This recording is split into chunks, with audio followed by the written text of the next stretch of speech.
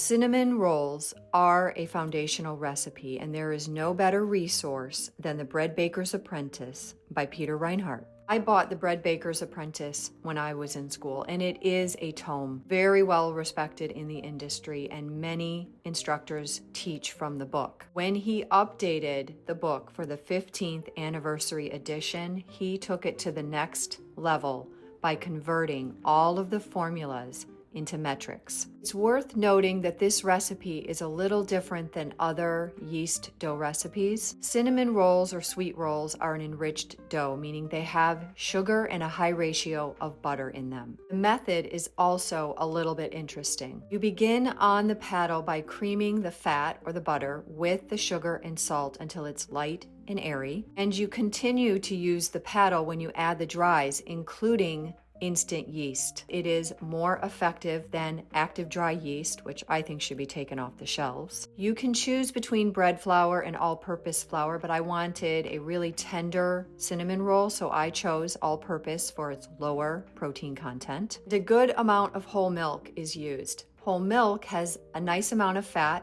It has emulsifiers. It causes yeast doughs to get nice and brown, and it brings really good flavor. Once the dough is cohesive, you switch to a dough hook. It can take more than 10 minutes for the dough to become silky and supple and to reach 77 to 81 degrees Fahrenheit. After I placed my dough in a well-oiled bowl with the seam side down, I placed the entire thing into a homemade proofer. Proofers tend to provide two things, warmth and moisture. A homemade proofer provides a small enough box so that the warmth of a home heating pad and the moisture that lives inside the dough creates a similar environment as a professional proofer. When it comes to yeast dough, time is a suggestion. In a cold kitchen like mine, doughs like this can take twice as long to proof. That is because yeast are like people. Once they wake up and get warm and become active, they start to work. But if it's cold, they're slow to get going. I never rush yeast doughs. The yeast dough tells me when it's ready.